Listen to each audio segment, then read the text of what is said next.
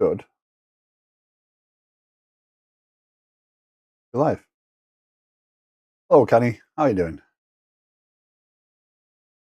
How are you doing?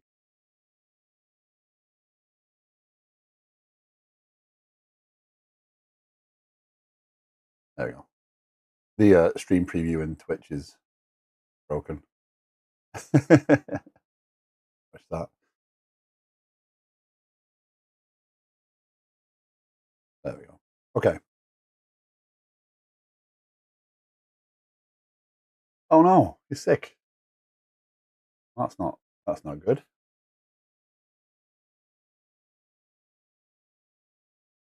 Too much work. Not enough looking after yourself.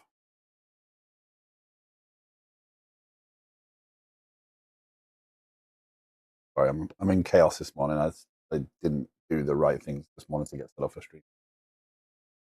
Tendinitis. Huh.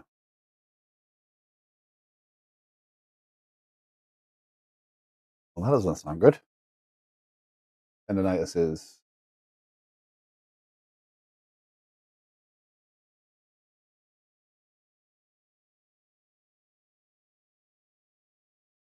Oh, poor leg. Hi, Bollinger. How you doing? Management tool dev. Yeah. So I am working on this tool, which right now won't run because of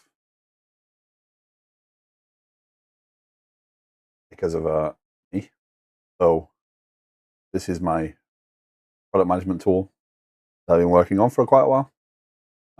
Right this second, what I'm in the middle of is that's kind of what it looks like. If it was running, that'd be awesome. But right now, I'm in the middle of a large refactoring to shift away from using SQL Server and moving to Postgres SQL, whatever one we want to call it today. So this is a large .NET project.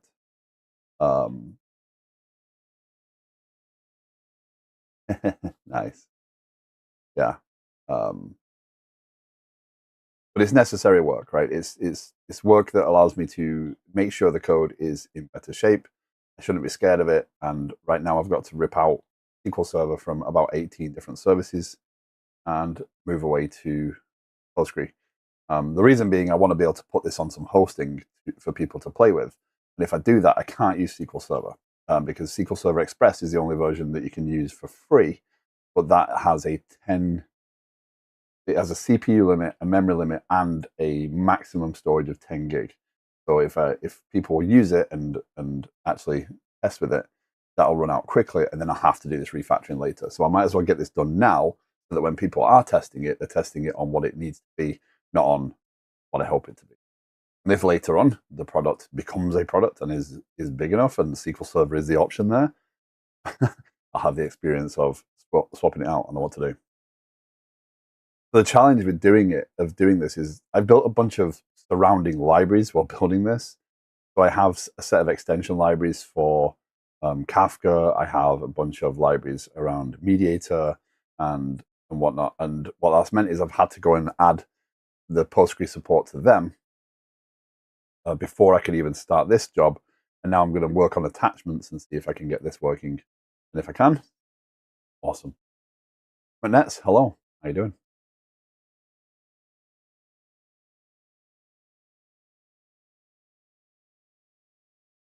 So if you haven't been in here before, you're more than welcome to ask any questions. If you have any opinions on what I'm doing, whether they be good or bad, you're more than welcome to share them as long as you're open to a discussion. If it's just you're wrong, not really productive. But if you have thoughts or opinions on how or what I'm doing, you're more than welcome to share them. This is how we learn. So, Minette, enjoy your lunch. Dota, good morning. How are you doing? Okay, so I've got to figure out where I was on this because, I know where I was. So I was in the middle of updating my NuGet packages for Kafka. And NuGet kind of trickles things out. So yeah, I'm an absolute noob. I have no thoughts about this. Hey, this stream is open to everyone, and you do not need to worry about knowing things. If you have questions, if you want me to dig into something, if you want to learn something that I can show you, I'm not suggesting I'm a teacher by any stretch of the imagination, but I have been doing this for several years, many years, and I'm happy to share. So if you want to ask questions, it doesn't matter. Don't worry about holding me back or disturbing me. It is perfectly fine in this. Also, there is a Discord attached to the stream. You're more than welcome to join that as well. If you have questions, if you're beginning your journey in development, you want to share stuff or you want to ask questions about stuff, the Discord's there. Not the busiest of Discords in the world, but there are people in there. Pretty good here. Woke up too early again at 4:30. This is way beyond me. There's a lot to take in. Just remember, you'll get there. Never wrong mistake. You may not use the most optimal way in the way, maybe stony this away. Also, there is no right and wrong in programming, just optimal and suboptimal ways. Sometimes you don't know those suboptimal ways until you see the optimal way. So, write the code you write. Nice. Welcome in. Okay, so I'm going to update my packages only right now. I'm not keeping up. A lot of these packages have been updating massively. The last couple of days, and it's been every time I've gone in, it's like, oh yeah, we've got another bunch of package updates. So, upgrade all them. Well, most of these don't need updating. There's no code changes. I've just incremented the version number on all the packages. I find that being that they're all part of a shared library, that these will fall out of sync really quick if I don't. So what I've introduced in this one is the Postgres version. So these all need to be on version 0.26 to support this one.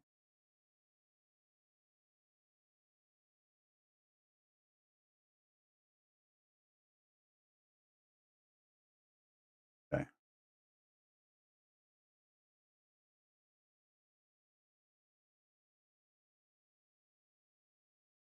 So I started this over the weekend. I started this on Saturday afternoon. I did a bunch of stuff, and then I was started doing it yesterday morning, and just got completely bored. So I decided to pivot, set up a Linux box, a gaming PC, and took the gaming PC, went in the living room and played Diablo 4 for the rest of the day. Some days are like that, right? So I was hoping to get this entire refactoring done before the stream today, so that I would be moving on to the next features. But that gaming was necessary, and I can say that Garuda Linux was the easiest thing. I mean, I've got an AMD graphics card, so it's not as, but it does have support for NVIDIA.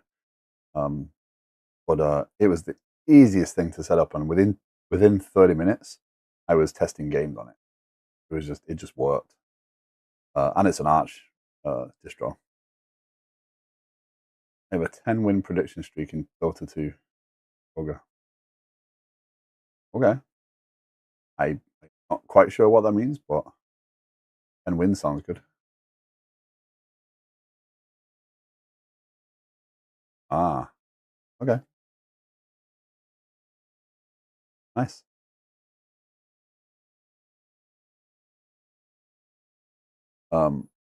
Okay, so we have the infrastructure here. So actually, this is an interesting thing. So on Saturday, I was playing with an idea. I think at Dota, you and I were on a call. Is it Saturday we were doing this? And I was saying that the infrastructure layer feels like it has too little in it. So the infrastructure layer here has, DB context, it has my configuration, etc. But it doesn't really have memory serves. It doesn't have any reference to what database it's using. I thought, well, hold on, shouldn't that live in the infrastructure? Shouldn't I be saying that the SQL Server piece is in here? And it feels wrong to set that in the presentation layer. I went and asked a few questions of our favorite tools, right? And it actually came back that no, I shouldn't set it in there. I should set it in here because it's kind of an implementation detail. And by keeping that this way, there's very little impact on how this works. But, interesting. So, but the problem is, you actually end up defining defaults in here that are specific to the database you're using. It's a little bit broken. It does make sense. But from that perspective, I thought that might be because, hold on, I read maybe his comment at the wrong time there and just completely derailed my train of thought. Hi, maybe, how you doing?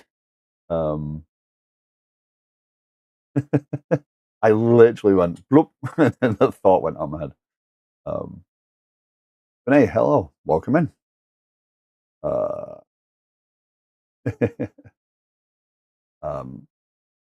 cannot get Restream working, so apologies to my YouTube people that you can't see the Twitch chat, and apologies to Twitch people you can't see the YouTube chat. I will try and figure it out. Even happening, you're already here, Dora.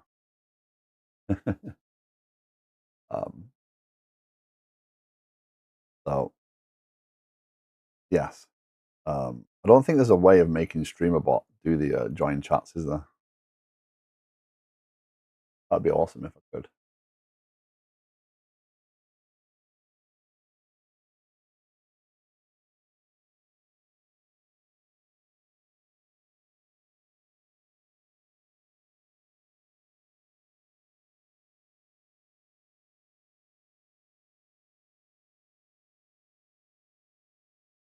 That'd be awesome if I could.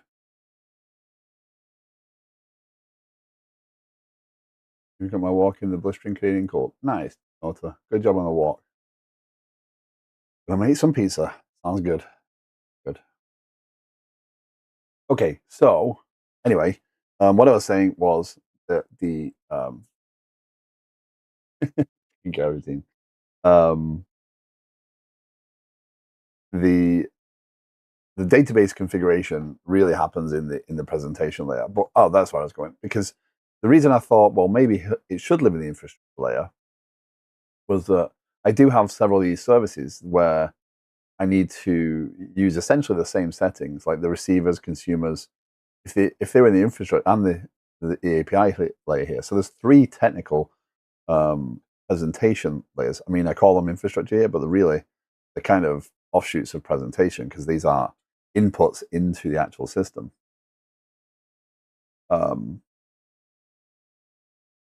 So to me, they live on the same level as this. But that means that I have to define the database in every single one of them. It felt like, maybe I should put them in there. Yeah, would infrastructure be a shared kernel? Well, it kind of is at that level. But again, my thought was that maybe the database specific pieces lived in there, but after going back and forth with Claude and Gemini a little bit to try and dig into how they did approach it differently, like, no, you can set the database, the right ways to set the database configuration is presentation layer, which is where I've got it. Well, that wouldn't help me. A generic, an actual shared infrastructure library would not help me. But yeah. But anyway, we have, let's add. I'm going to call this add file storage. So the system is set up to understand to have two different storage providers. We have local and Azure. Well, very different, because that attachments infrastructure defines the context of the configurations for the database, whereas communications defines that. So that they are different. Again, that's what I'm saying, that the configuration in here is kind of still specific to the database, essentially, because if I have column properties, etc., like if I go to planning, I'll see planning is a much deeper infrastructure piece, because there's more things in there. But in here, we don't have an example actually. Yeah, I'm mapping the columns, I'm mapping the relationships. Although, that being said, I don't think I need to do this. Not on this side. I think this is a view side of things. I don't think I need to do that. Oh, yes, I do. Yes. Yes, I do. Contradicting myself already. So I do need to do that because I use the deliverable is kind of the aggregate root. It's the aggregate. So it adds comments and stuff. So you don't add comments as individual things. You add comments to a deliverable. So attachments there, right? So these have properties, etc. So the infrastructure layer is distinct per um, the file storage. But anyway, the storage providers there. Okay. So now we're going to introduce Postgres. Postgres. You'd have to configuration T. They do look fairly unique. There's no generic abstractions there. Not at this point.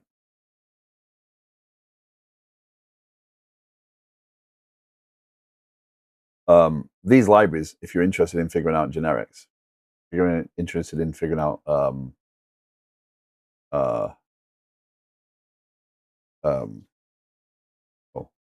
sorry, I have to just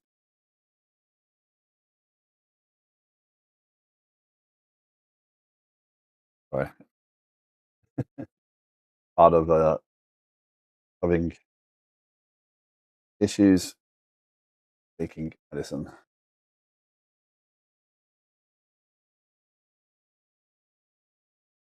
So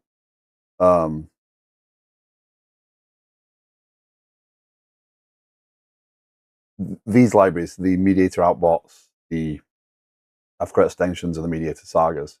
If you're interested in figuring out moving standard things around, pretty much these two are almost identical. So SQL Server and Postgres are almost identical here. The only difference is the the database they're going to. So the library that I'm including to mention. Why is that? But yeah. Oh yeah, the flow. So that's an interesting one. But anyway, let's add Postgres in there. Add Postgres. There we go. Okay, so now we'll do database. There we go. Are you already adding that? Ah, because I've no.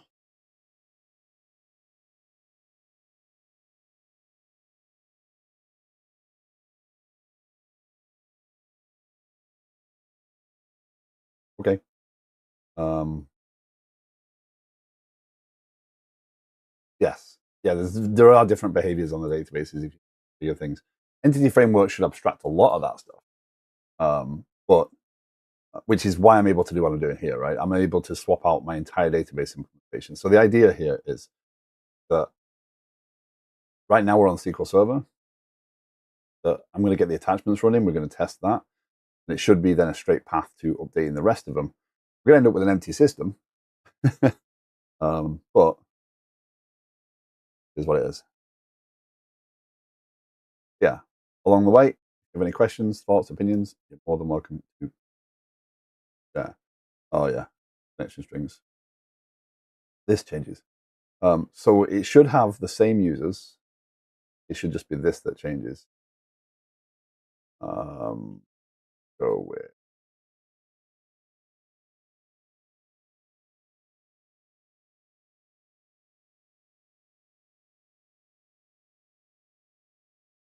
yeah.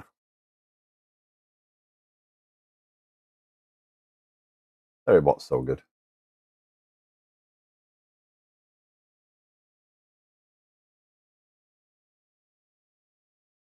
Okay, so the database here changes because this becomes ls attachments. Eagle, how you doing? How is your Monday going so far? And then the port changes on this. These infrastructure changes I've been making recently, there's a lot of them, right? There's a lot of big changes I've been making. Um, but um,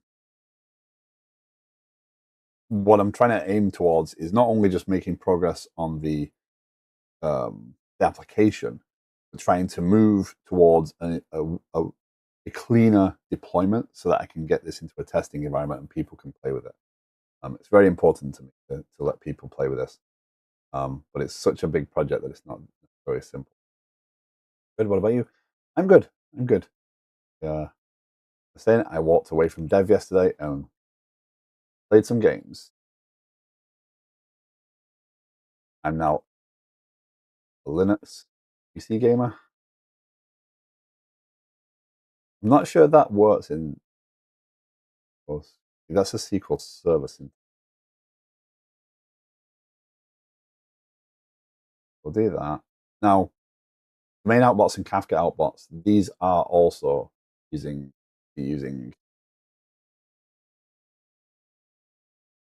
um,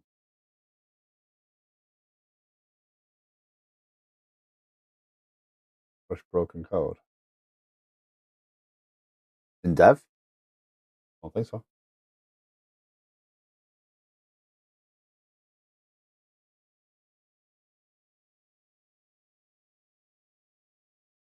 I don't know. Not that I know of.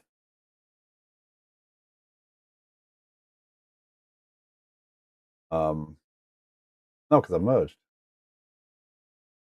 Oh, because you didn't pull foundation. Pull foundation as well.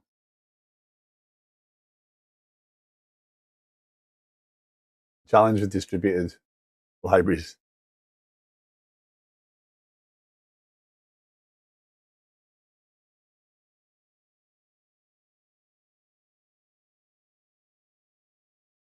Okay, so I've been a little inconsistent with my naming here, by the way. I'm still deciding whether I want to, because when you use Postgre, um, their libraries, when you add Postgre, comes in as use npg SQL. So I kind of mimicked them on some, I didn't mimic them all. So I probably need to go through eventually and rename them all to line up. But for right now, I need to move to the testing rather than about that. Kafka, Mediator now both use SQL. That means they're both using the right connection string. That's an important first step. So database configuration.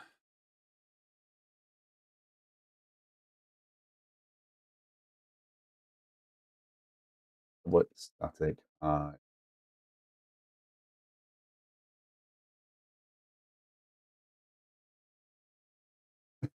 Dan. Oh, um, add space this host application builder, T host builder.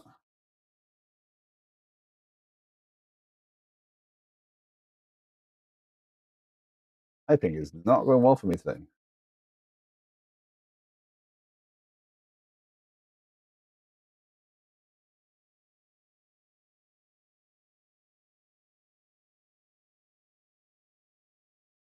Okay. So we're going to move these pieces to there.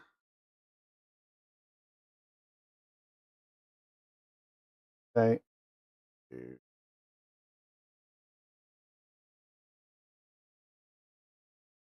file storage, database. That was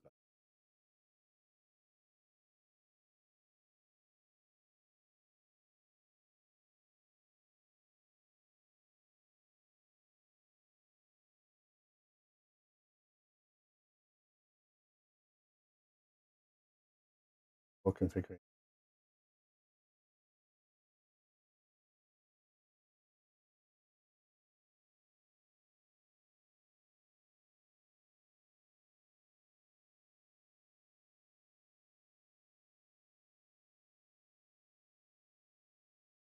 Okay, so this is a pattern. Actually, I think it's Deborah Karata. I followed her and um, Steve Smith's kind of guidance here because it helped me. So you'll notice that there's no public constructor on a deliverable. They're private. Right? So what this does is allow me to create backing fields that um, I can use internally in the object, and the public properties never actually need to be exposed. But deliverable application, the streak, Tony and Frank. Good morning. Hope you're well. Deliverables is deliverable. So you'll notice there's actually no public properties on deliverables. Or they're read only. Yeah, they're read only. Sorry. Yeah, the public read only.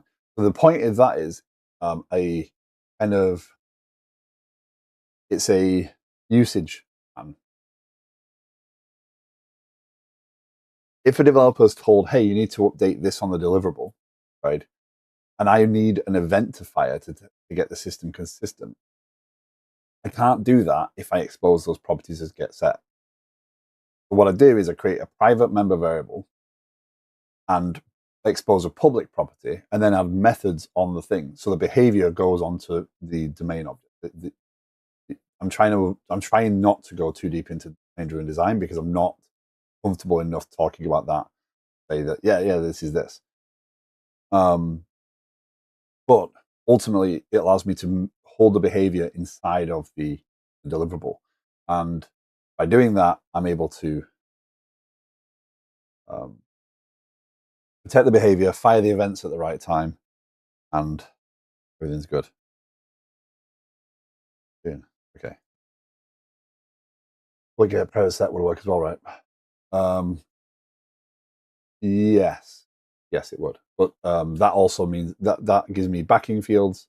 No, I can't do private set because those variables wouldn't be settable then, so that then they wouldn't work through Entity Framework properly. Entity Framework would say, no, they're private sets, I can't set them. So what that does is allow me to say, hey, this property, by the way, when you get in it, you're going to use this, and when you're setting it, you're going to, right? So that's why they're that way. Yeah. So this is a method that works pretty well. But it allows me to maintain the configuration inside of the object. And that's a little bit obscure for people because unless you're watching what I'm doing, you're not. Or has access to the code right this second. So that's why Dota's asking. Maintenance cost is it? Oh, there you go. Yeah, it does. But it keeps it cleaner. Right? So, okay. So we might be ready to run attachments here. What we're going to do, we're going to start that project up and see if it starts. Right. Yeah. I mean, I kind of like the pattern. It makes sense to me. I'm comfortable with using it. It's consistent throughout the project now. So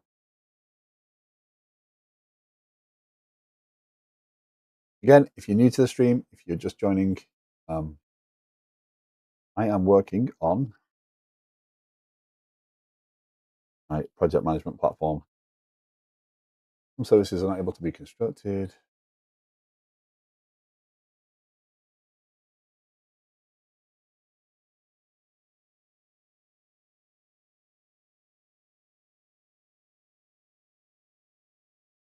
Yeah.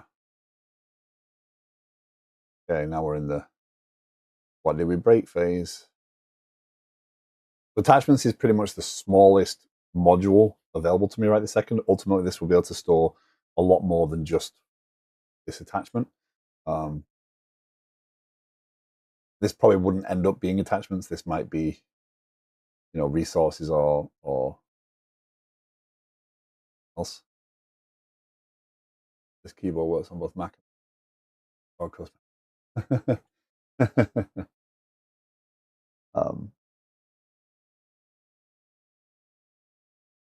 Yeah. Okay. So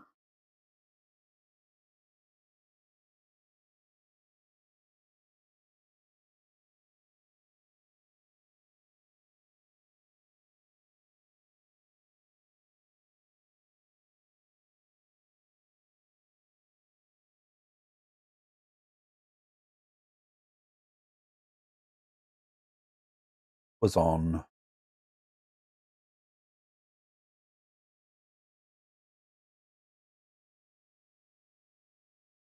console. I don't think I need console anymore. I don't think I need this. Let's not do too much. uh, hmm.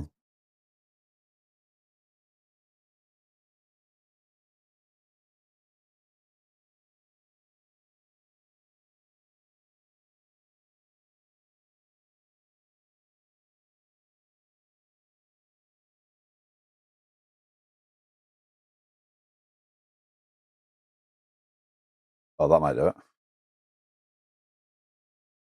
Oh, are you failing now? Ah, so this is a thing of recently. So you see, I'm messing around with extension methods as well. So this is something I'm going to have to go through again and play with. You see, I do iHost application builder, and that broke because now it returns an iHost application builder, which doesn't expose all the methods of the specific one I put in. So I need to do thost application builder.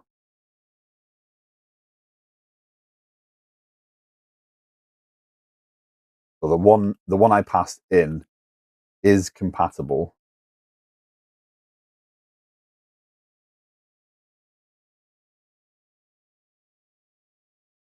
That should fix that. Right. I've fallen foul of this a few times where I've just used the interface and I should be using the actual generic that keeps everything up and running. So let's try that once more.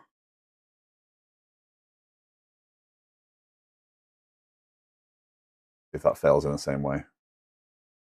It's failing.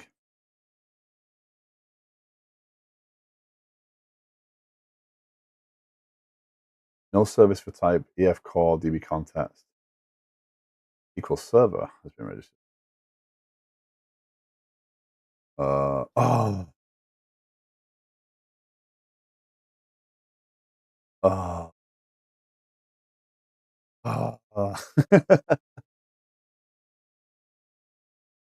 Equals a route box build.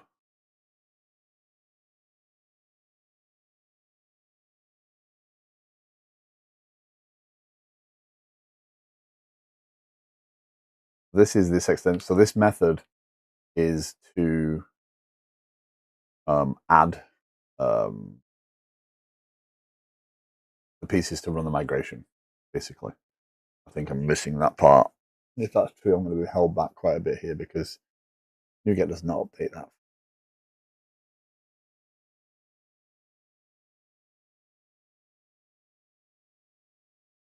So I want bigger for bigger Kafka SQL outbox.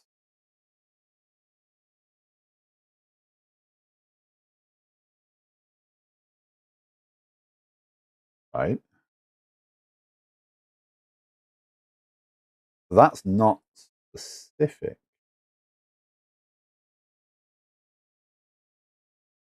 What configure SQL outbox probably is. And that's on this one probably.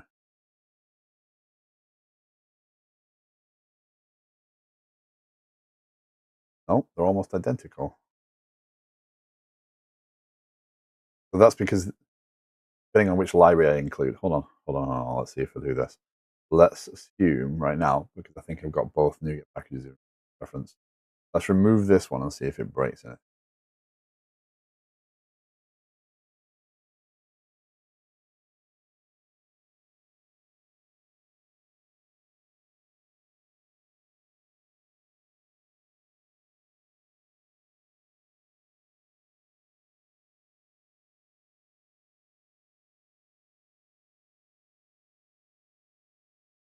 Right. Because I've got both of them added. I should only have one. This should offer to use the MPG SQL one. So that should clean that up. Oof.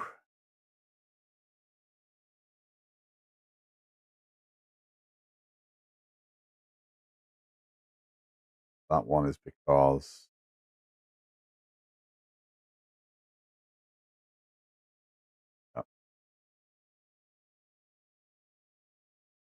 that's an overlapping library because they have the same interfaces, same API almost. But yeah, I ran foul of that one. Phew, I didn't break it.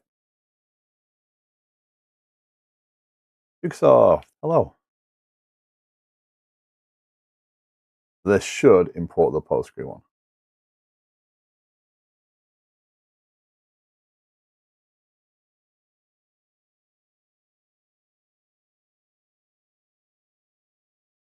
Okay. Uh-oh. That's fine. That's fine. Okay. Let's see if that runs now.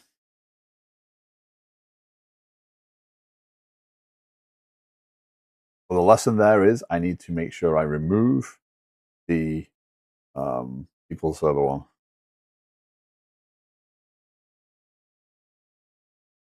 Oh. Password authentication failed for user LST. That's a good sign. Means it connected to the database.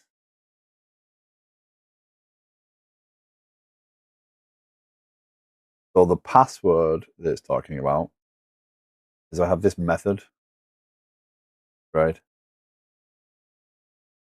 And this is an environment variable on my machine. So I can just token replace the password. Not the best thing in the world, but it doesn't mean it replaces an environment variable. So as long as you set that environment variable, everything can use it. That means I can set it on everything. So with password here and with password here. So will that environment variables?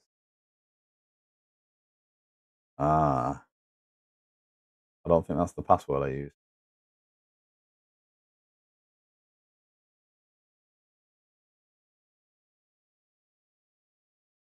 Boy. Okay. Docker compose. This password isn't gonna affect anybody checking it out. It's completely for dev. So not like I'm leaking any passwords there. Although it still gets called out. um,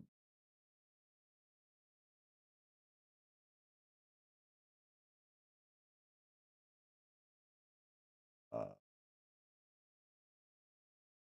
hey Tommy, how you doing? How's things? Back. Yeah, you've got to be careful. You've got to balance how much generic you go with, and sometimes you write the code, and later on the thing appears, so then you can refactor. And that's the thing. It's not about getting everything nailed first time. It's about writing the code in a way you can live with, and then making sure that um, you're comfortable changing it. Just make sure that well, yeah, this is Docker. So to get this application, you would have to be able to get all the Docker containers set up, and the password makes no sense because I've made it so I can change the password, right? That's the point there. What that password is does not matter to me because you're not going to get access to this machine. And even if you did get access to this machine, it's test data, right? When I deploy it, I set an environment variable with a completely different password that I never share, and all the code works, right? That's what I'm trying to do. So I don't mind having a password there. When developers copy the same password into production, that's the problem. Getting out there is better than over engineering. Spend years building the perfect product. Just build something quick and figure it out from there. Yeah, but I mean, if we're talking about over engineering, then Liquid Sky slash Kaizu is pretty much the definition of over engineering. But there's a lot more to it than just building your product, right? So yeah. Anyway, that's not the password I needed. The password I needed was the one in the scripts. Create databases. Doesn't do the users.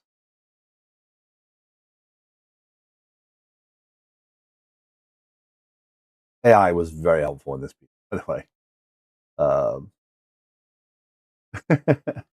well, you got a question. So in this case, this is over-engineered because I didn't focus on the product design. I focused on the way I wanted to build the product first and aimed for that. So but I wasn't trying to get a product to market. I was trying to build something that is realistic and exercise the skill set. So I had different goals in mind, right? You shouldn't consider everything as over engineering as well. Sometimes you only see the over engineering when you see a simple solution. Sometimes the solution in front of you is the one that's best to go with. And then later on, that cleaner, smoother, easier solution works out. Now, in this case, if I'd have developed this as a monolith, attachments, planning items, I'd have ended up writing code for all the changes stuff inside of here. The application design would have been fundamentally different, right? And to change it to this system later, that would have been massive. But there's things that don't work in this if I make it a monolith or even a modular monolith, right? There's just things that don't work.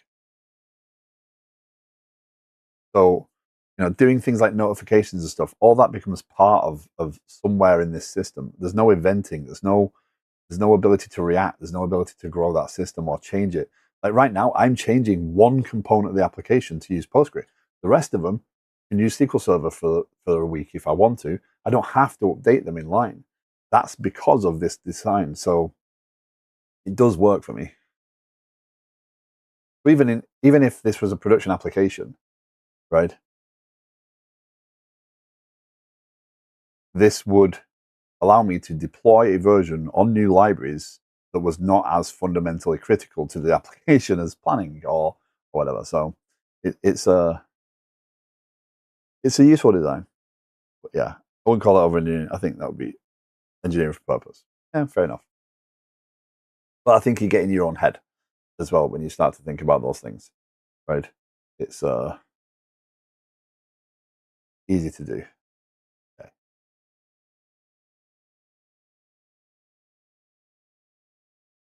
Well, it's not impossible.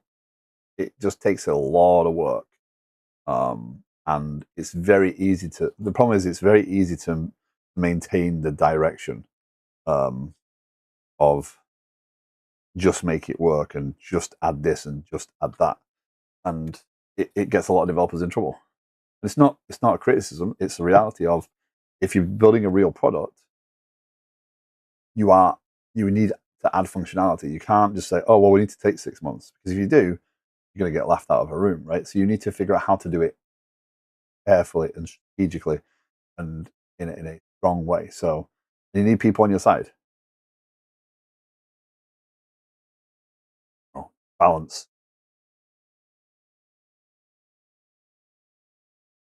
You need balance. Okay, so the problem here is, let's start with attachments. I don't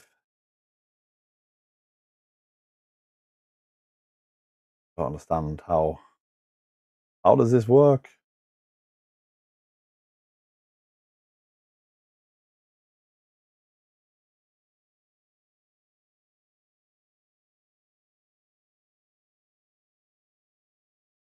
So you don't end up with the user at this level.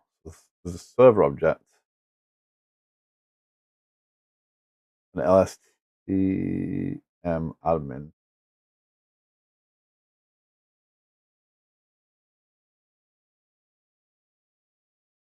So we need to use the Claude momentarily.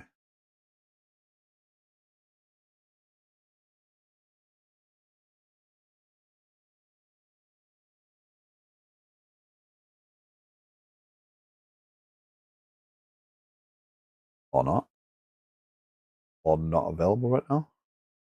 Is asleep? Blocked? Oh, body's down. That's twice within a week. Fair enough. Okay, old school. How do I change a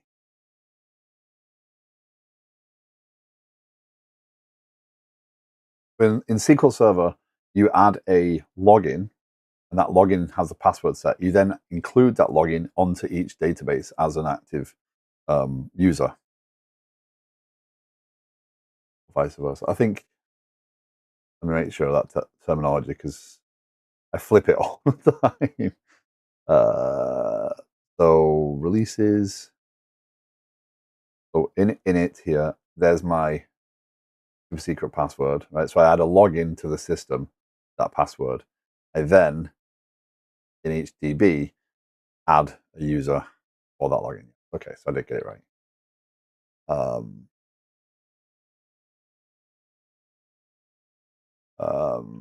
Does Postgres for login and users? Server.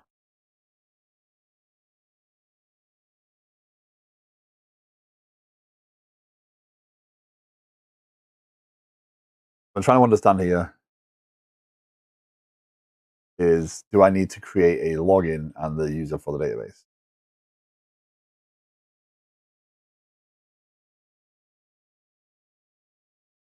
Yes, Postgres supports logins and users through the concept of roles, which can function as individual users or groups of users. Roles can be set privileges that can log into the database. Similar. Oh, okay. So, I modify role here. Grants. I think I'm meant to have a list of grants there.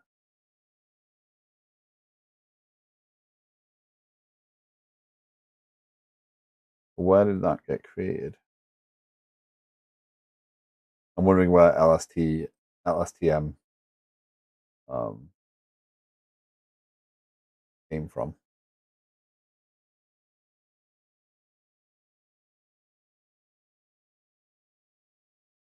Oh, here we go. Create databases. There's no role.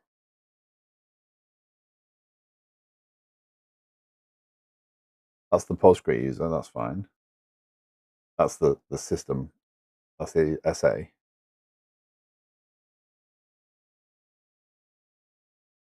I suppose talking about password security, the one thing that's important there is that if I was to just let someone, if I was to bring other people into the fold on this product and start adding other people, those passwords are dangerously sat there because you might just run scripts in production and have them work. So that is one thing to call out. Okay, so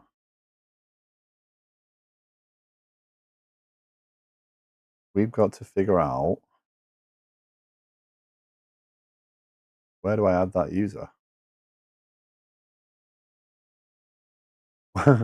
Where did I add that role? Because I don't see where I added that role.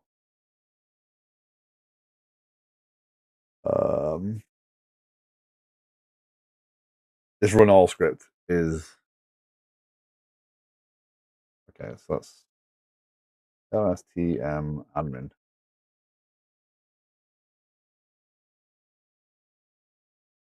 No, no. Good morning, Apex. How you doing?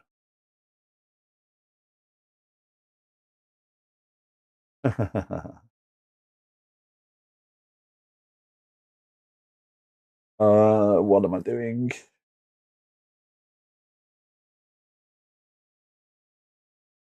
I am good.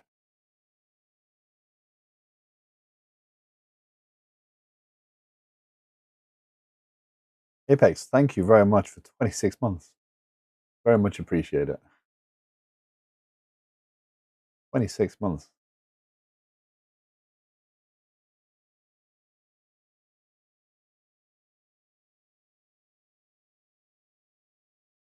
Crazy. Absolutely crazy. STM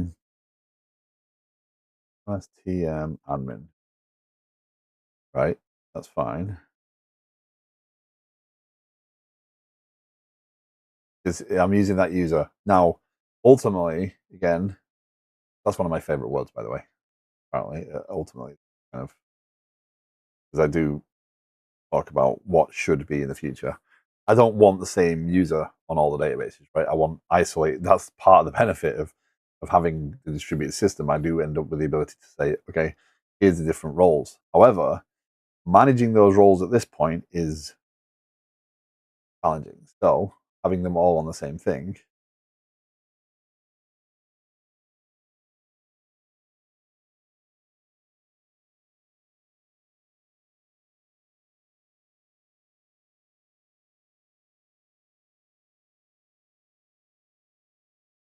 What I've got to learn here is, do I need to do something similar? And also, what user did that get created with? Because at what point did I create? At what point did I create that role? Which I clearly did. Let's do this. Let's delete that role. Let's create a new role. Oh, which you can't do. What? What? If I right click on the folder, I can't do that. If I right click on that, I can't do that. But if I click on this, I can do.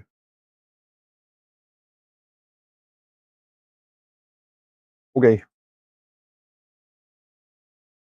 That doesn't let me set a password. We do this. Do create role LSTM admin login password. I'm going to take password. And again, I don't mind if you see this right this second. There's no live system of this, but always be careful sharing passwords like that.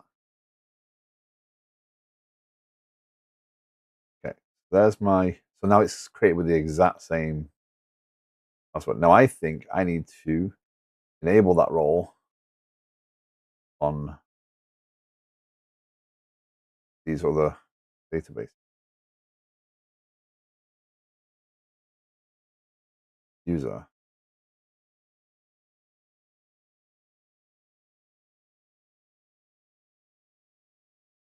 The learning here is,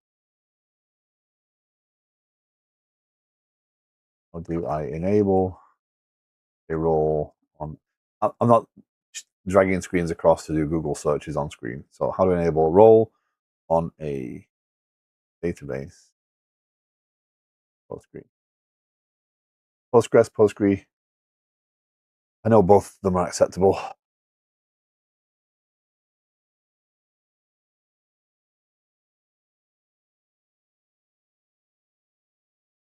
Roles are created and managed with SQL statements such as create role and alter role, and privileges are granted at database, schema, and object levels.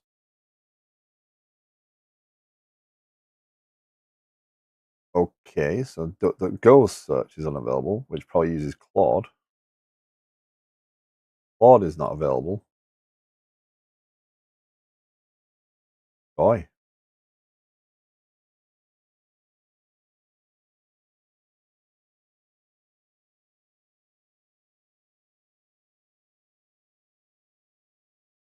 And I?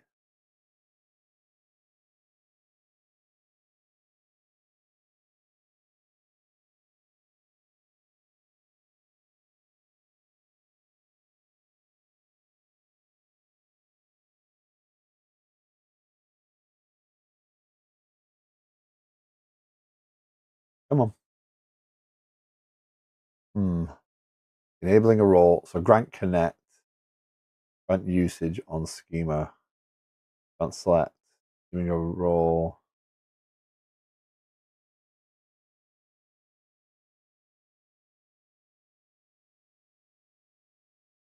Namaste Moosin.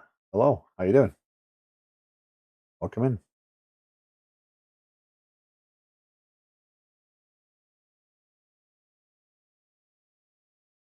So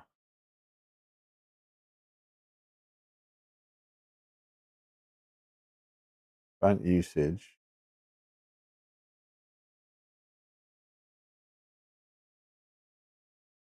How do I give, read, write, update, and delete? I can narrow the actual set of permissions here because these roles are not manipulating the database. They are running migrations. It should end up as just inserts or updates. Oh.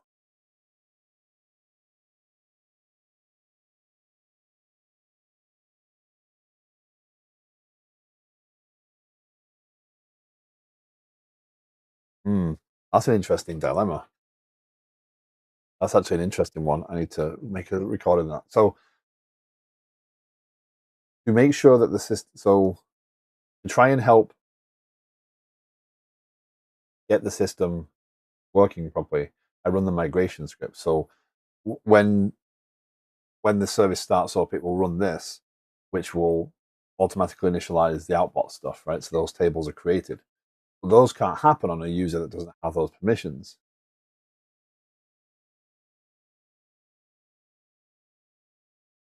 Either I need to put guidance in place on how to configure a user that's very tightly scoped.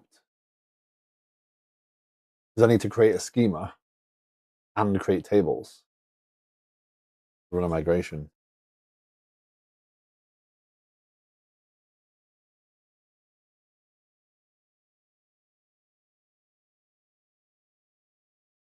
So that actually should probably be a very different user.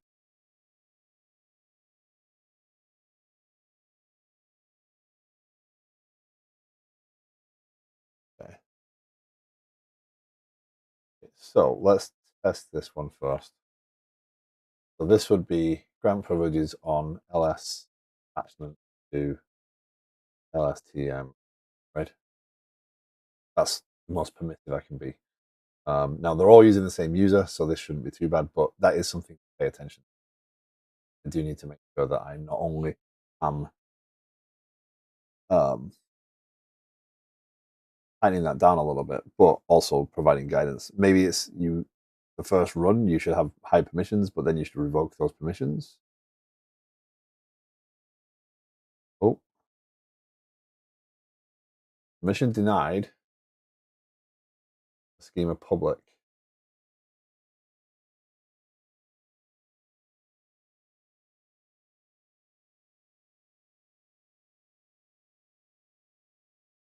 That failed in the outbox. That's an interesting one. So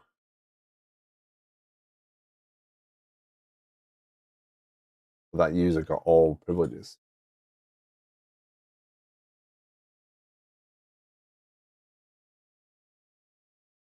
So if you're new to the stream, have any thoughts, questions, opinions on what I'm doing, feel free. You're more than welcome to ask. I realize that some people use the stream to just sit and hang out, lurk. That's perfectly fine too. But I'm not trying to be productive. Productivity is a side effect.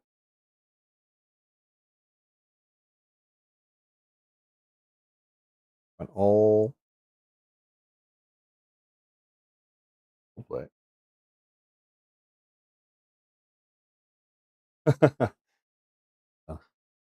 How's it going?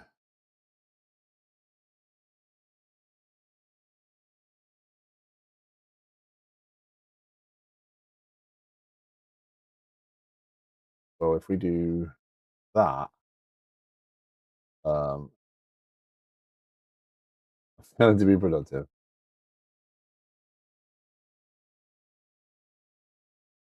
I dislike this part of doing the way I'm doing this right this second, because doing it this way, I'm going to end up going past where I need to be and not understand what I'm removing later. So when I try and tighten those down, oh, I did different things.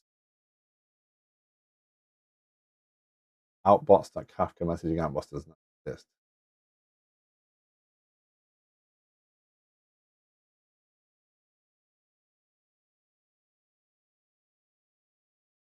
So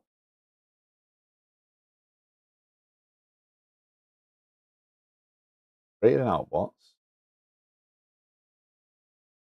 We have our notification outbots. So the notification piece,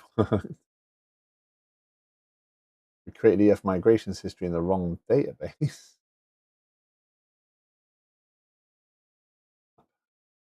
Welcome back, Minutes. How you doing? Sorry.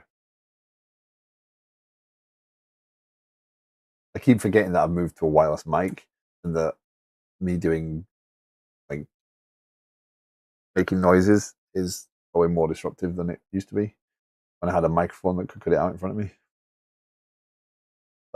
Okay, so that's running, but are failing. So it created the table outbots. It did create the schema. So having grant all privileges on schema public worked. But then the Kafka messaging outbots failed.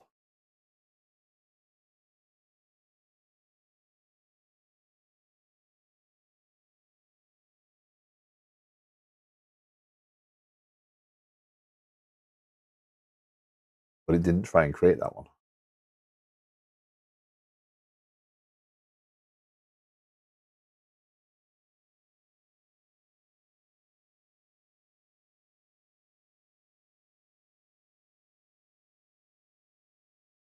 That's an interesting problem as well.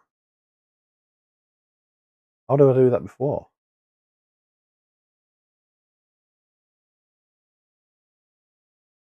Oh, that's bad. That's really bad.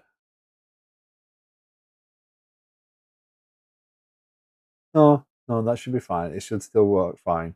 I was wondering if it would fail there because, but the migrations that it's run, it only uses this table to know which migrations it's running in its set of migrations. So it's okay if other migrations get inserted, which is why this is down to the millisecond. Because the chances of two migrations existing with the same. Okay, it's fine. It's fine. That's okay. That's not the problem.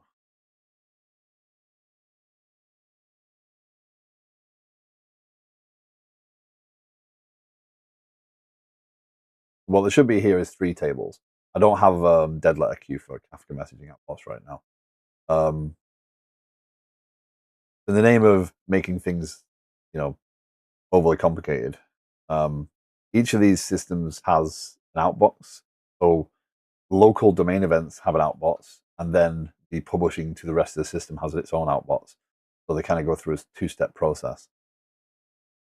It means that if I'm inserting something into the database, I can get it in there very quickly. And if there's reaction, if there's events that trigger other things, it's isolated completely from the insert. So I can record the data, get out, and leave the system to do its own thing, and the client can continue. But it means I have a two-step process of okay, the events that it triggered go into the outbox database for the mediator. The mediator publishes them, and now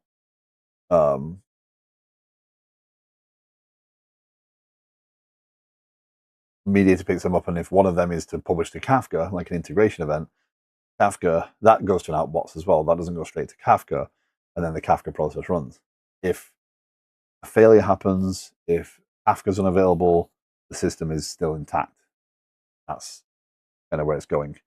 It's not scalable right this second. The services that run in the background do not have any concept of being run alongside other versions of themselves, so it's very single-threaded, which leaves me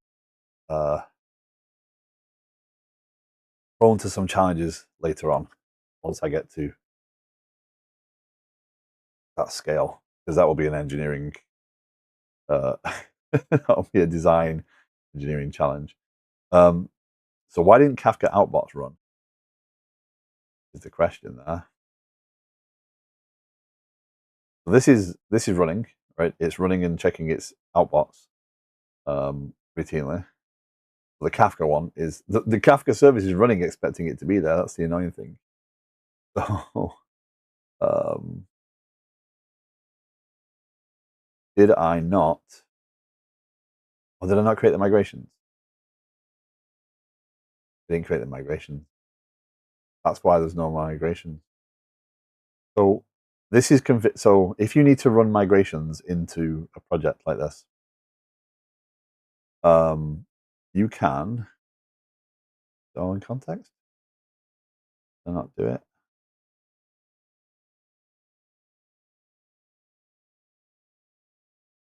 Not do this. Migration, Postgres. Okay, there's. I thought I needed a factory to do it. Okay, so if I run this now, this should build and produce me a migration.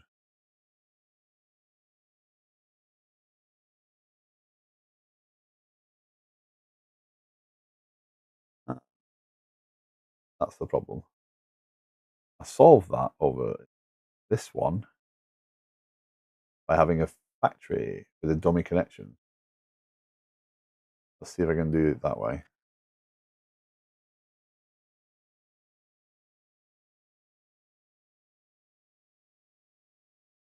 We'll get there. Apparently nothing wants to work today.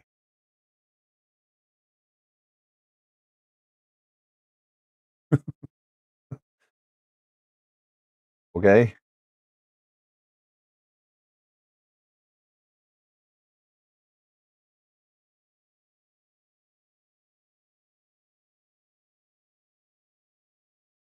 And then I think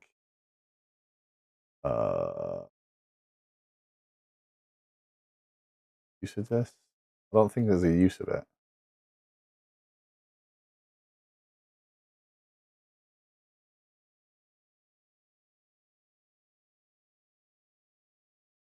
Um,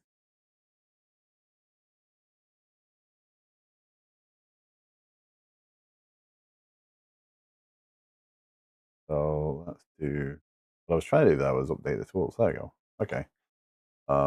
.NET tool list. .NET tool list FG. Yeah. .NET tool update FG .NET.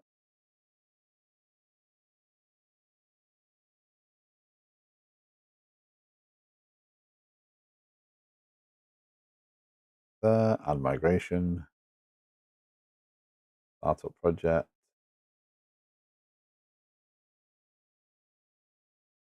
That works. Well succeeded. Okay. Now we have a migration. This might not be done before the end of the stream now.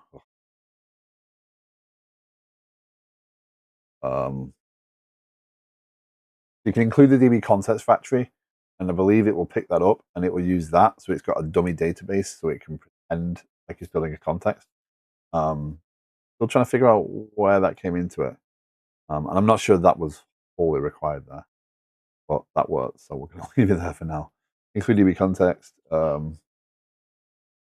factory for running migrations.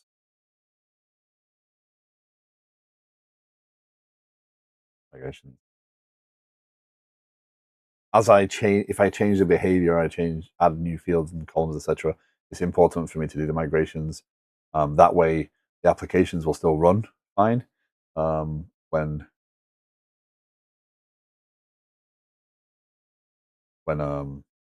update them. So that will go up to GitHub, and that will go to. So again, there's a lot of. Although I don't publish the code for Liquid Sky itself or Kaizu, I do share the libraries around the outside. So the mediator library, the Kafka extensions library. So I've created wrappers around Kafka, so they're abstracted away. The outbox for Kafka, which is the more important of them, I believe.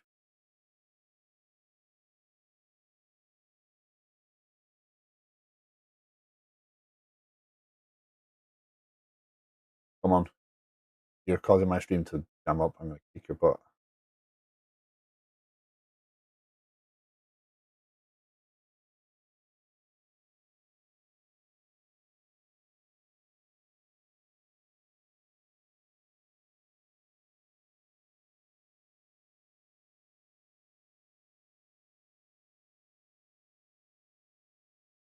Oh, come on.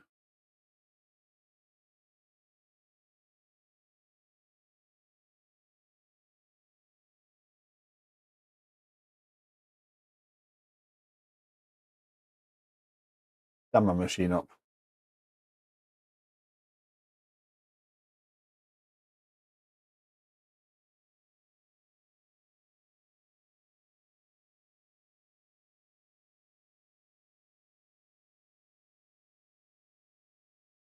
Is the stream still up? Can anyone confirm that? The chat's quiet. That's a little hard.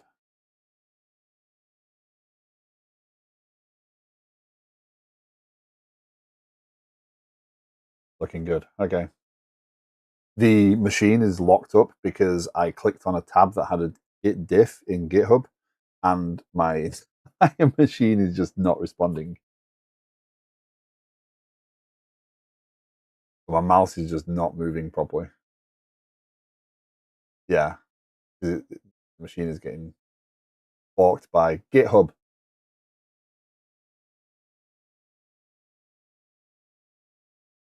But it's still a GitHub. I can't do anything right this second.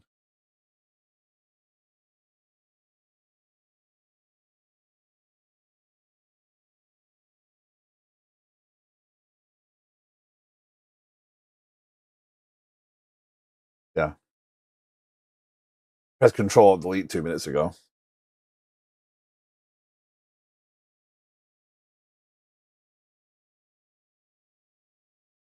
Awesome.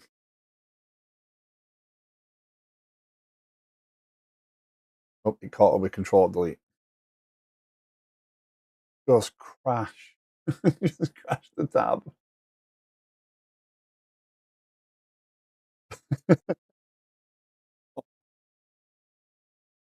Oh.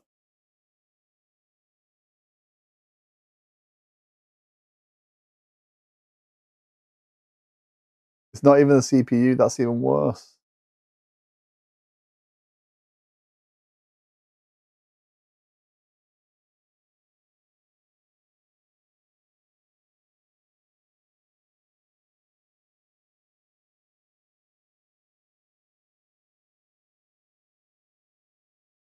Okay, it looks like it's come back.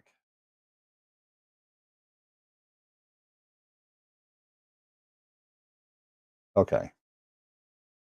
That's annoying. Okay. As I was saying, there are a bunch of libraries that I've made available around the edge of this application. Kafka extensions, mediator sagas, mediator outbots. These are 3 libraries that I've created. They're not useful overall. The Kafka one tidies up a little bit of using Kafka, puts receivers in. So they're called receivers because consumers are taken by mass transit and service bus, which I'm also using. We'll get to that later. I pushed this 4 minutes ago, so we need to do a release of that. Might finish up 0.27.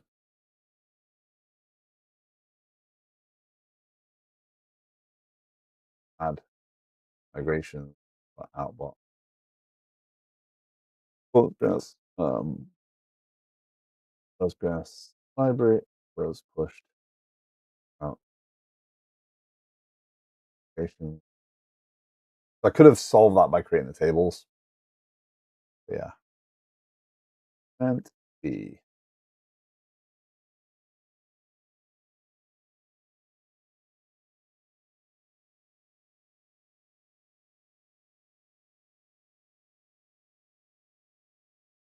Now this will create the release. This will also push the image to NuGet. It'll increase everything's version to 0.27, so I'm gonna have to update everything again. Not too worried about that, right? But it looks like this is starting to work, right? So we have the outbots being created, the Kafka outbots will be there, and then this application will be running. This should be a lot smoother for the other pieces. It looks like it's working. Now, I created scripts to migrate these tables. Well, I say I used AI to generate the scripts because it just doesn't make sense. So I basically created two MCPs, one for SQL Server and one for Postgres. And then I asked it to create migration table, like table output, which is what you can see in here. So I said create the table in TypeScript scripts. The problem is it kept all the columns in the .NET, in the SQL Server style, which is fine, but it could have left them. It could have left them in the standard Postgres style, because there is a mapper in Entity Framework to deal with the differences. So because it would have made it like tenant identifier would have been lowercase tenant underscore lowercase identifier, right? That would have been acceptable for me if it did that, because that's more consistent with the way that Postgres builds it, right? So if someone was to come along to the project and is used to using Postgres, they're going to use that style. Similar, MySQL would be a lowercase, right? If memory says, MySQL will be more lowercase first.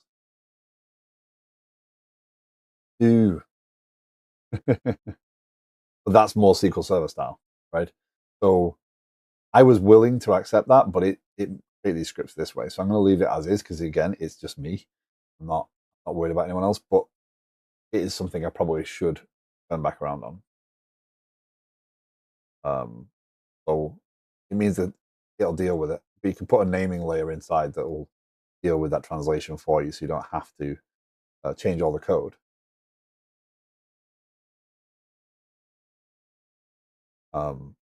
Let's see how busy it is. Manage NuGet packages.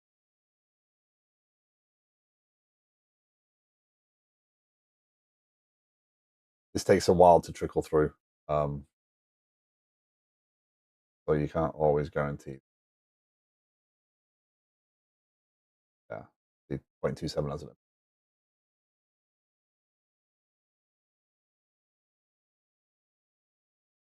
Oh no. No. I hate it when it does this.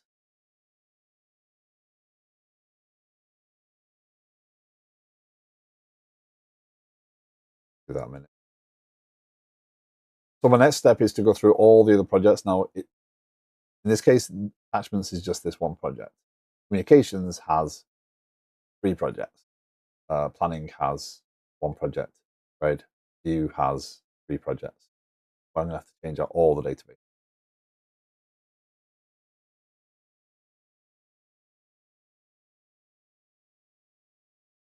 But yeah. So if you are new to the stream, if you are just joining, if you are, whether you've been here before or not, you're always welcome to ask questions. You're always welcome to share opinions. Mind opinions, they are based on perspective. I'm still learning, right? I'm not perfect. I do the things I do because I know what I do.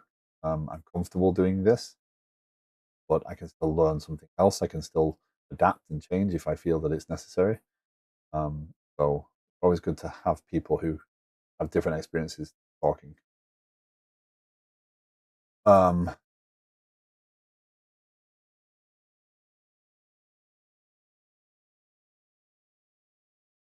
There is a Discord attached in the cards below if you want to hang out in the Discord. I do hang out there several times a week in the chat, in the voice chat, if people want to have a talk about software, have questions.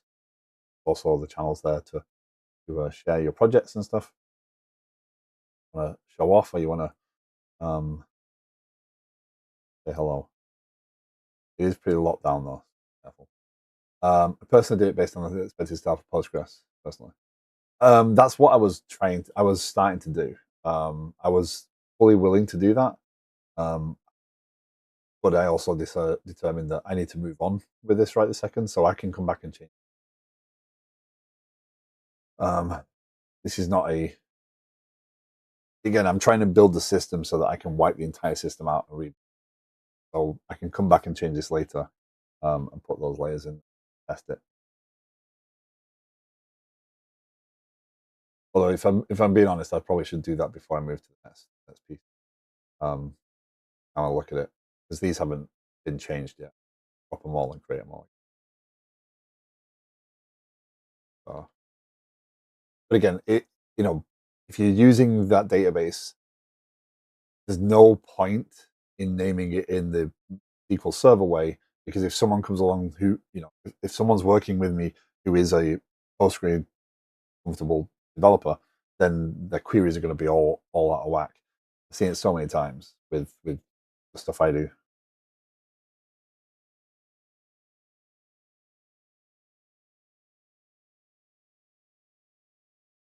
Oh, cool. Okay, well, I don't think this is going to update before I finish up. Well, I'm going to spend the next couple of days getting this all updated so that by the time I stream again, we should be at a point where I am 0.2. NuGet does not trickle this fast, so sometimes you go to do it, it says 0.27, but it doesn't know to update, so it screws it up. So Postgres hasn't updated yet.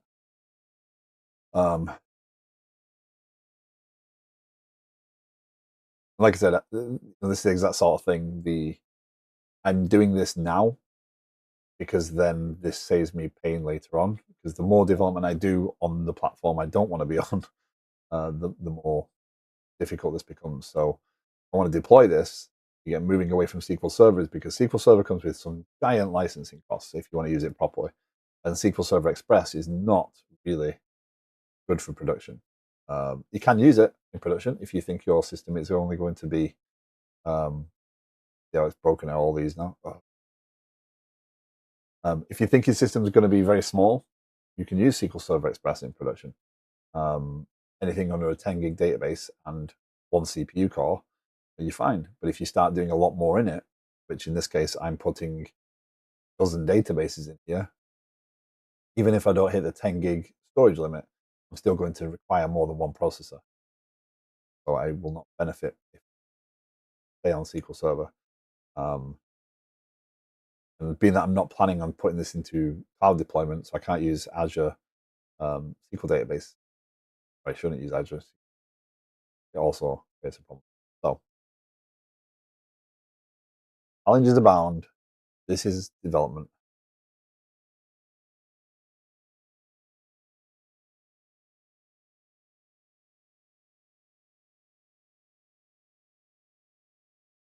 Anna is. We will go and see Anna today.